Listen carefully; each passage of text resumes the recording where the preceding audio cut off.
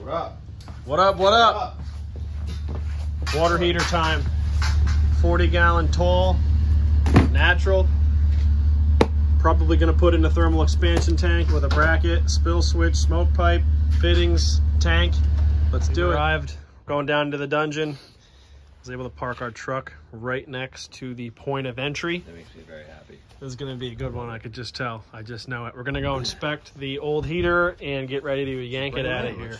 It's gonna be so dark down there. All right, watch out for the cobwebs. Here it is.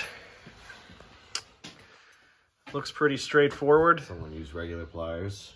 Yup, scratched the S out of it.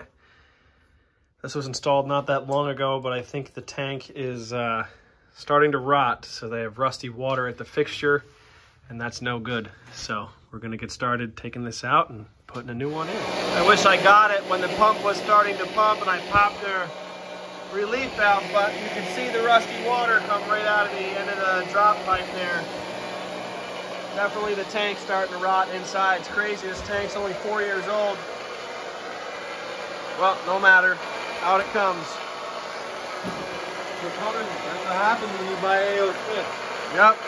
We should think of something that this stands for. I don't know, we'll get back to it. We pivoted the old one aside while it's pumping down so we can clean our space for our new one as to not waste any time.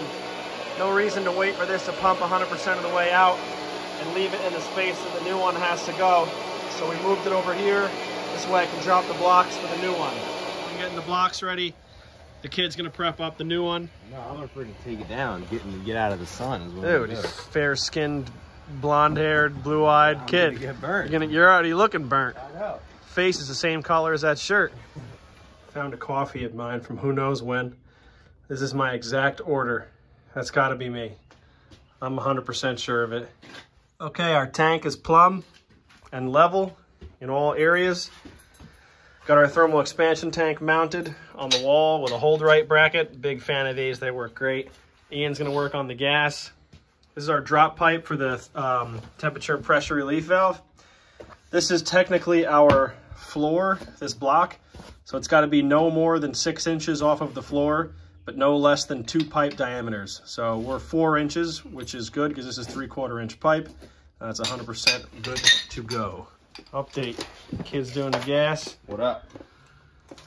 Got a hanger up there, she was flopping in the breeze. Got some bell hangers going, my shut off, my expansion tank, relief valve. Time always goes faster than you think it's going to, but we're gonna get it done. Ian's getting the sticker to put on this. This is a good job right here. Just made it clearance wise. Probably should have put a 40 short in here.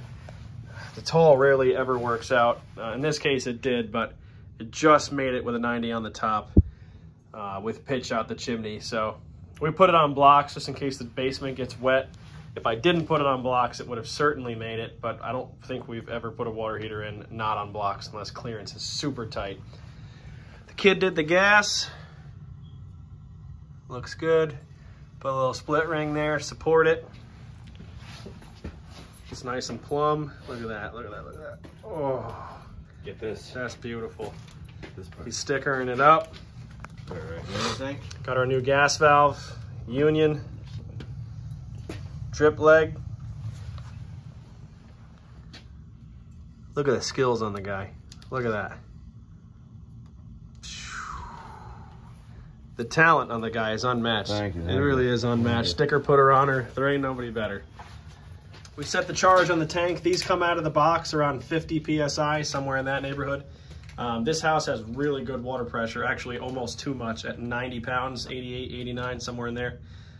They're really close to needing a PRV, and we might tell the landlord about that, but right now it's not causing them any issues. Put a gauge on the bottom of the tank, on the drain right there. That's where we got our reading from. It's fairly accurate. Doesn't have to be right on the button, but close enough is good. And we set the charge, and we're out of here. No more rusty brown water.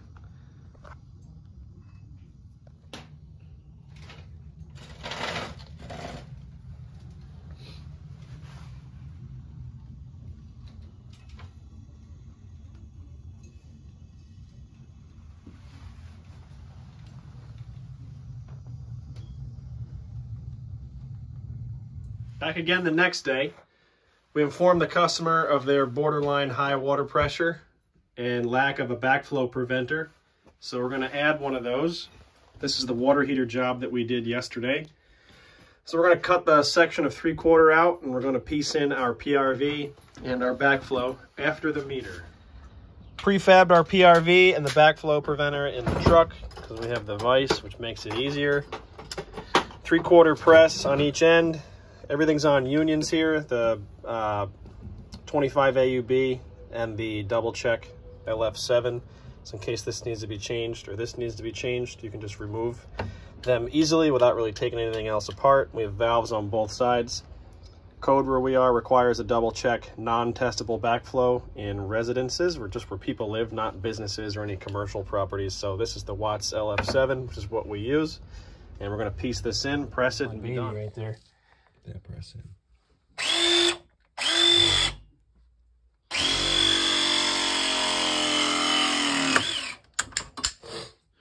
Look at this quality, bro. Dom got a new phone, so. Oh, you're talking about the video quality? Yeah, bro. Jesus, I think it's better than my phone. I think it is. Actually, I know it is because it's newer than yours, isn't it? Check out this. A little bit, but no, this is really nice. Feels like we're. Excellent video quality, excellent plumbing quality. That one's open. It's the one below it. Oh, yeah. No wonder. That one's still pretty tight. You're bold closing the first valve in the system. You want to change a water service today, I see. Yeah, that was my plan, actually. Yeah, never close the first valve. Always close the one after the first one. Because if that one breaks, you still have one other one that you can use. Yeah. The kid learned a valuable lesson today. Never touch the first valve in the valve train, especially when it's an old gate valve. If you touch the first one and it breaks, you're fucked. If you touch the second one and it breaks, you can still fall back on the first one. Hopefully it'll work so you can change the second one if it's broken closed or broken open. Now we have to change the first one because that one hasn't been touched in like 30 years. So fun. This is actually turning out to be a fairly interesting video. We just got done with a service call for sewer blockage, so I had the locator and the camera on the truck. So I hooked up the brick, the ST305, to the copper water service. I grounded it, and I was able to trace the water line so that we could find the buried curb box under the grass here. So we're gonna open that up. Hopefully we can turn the water off at the curb. Hopefully the valve works and we can change the valve. Things took a turn for the worse. We called for backup. VAC up. Let's just let everyone know on YouTube. Yeah. This is my fault. Well, you said it, kid, not me. I turned off the wrong valve. Yep, and it broke. And this is where we are now. So now we got to vac out the curb, and hopefully we can get the curb turned off and make the repair inside. Hopefully it goes well.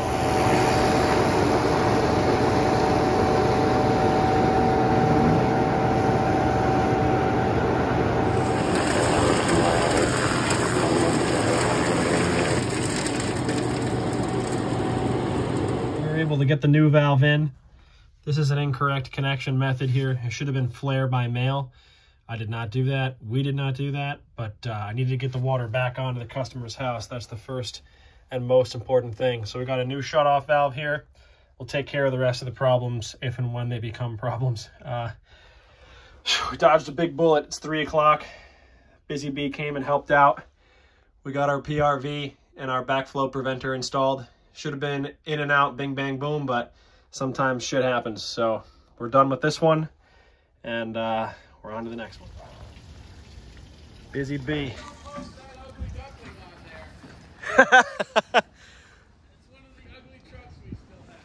This thing got it done today, though.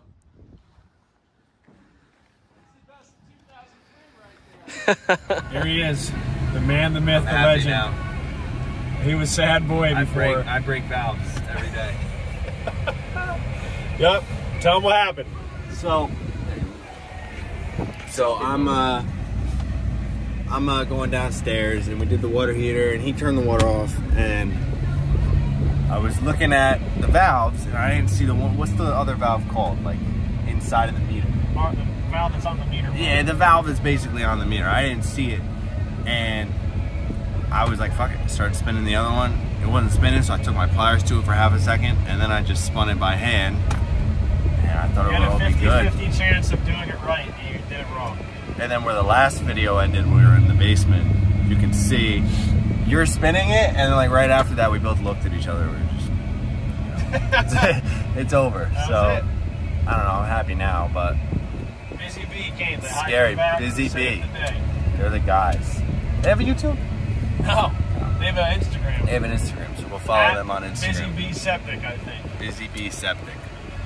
You got anything else? That's it. It was an overall successful ending to the job, and we can go home now on Friday and enjoy the weekend, I hope. Yeah, get out of the heat. It's very hot.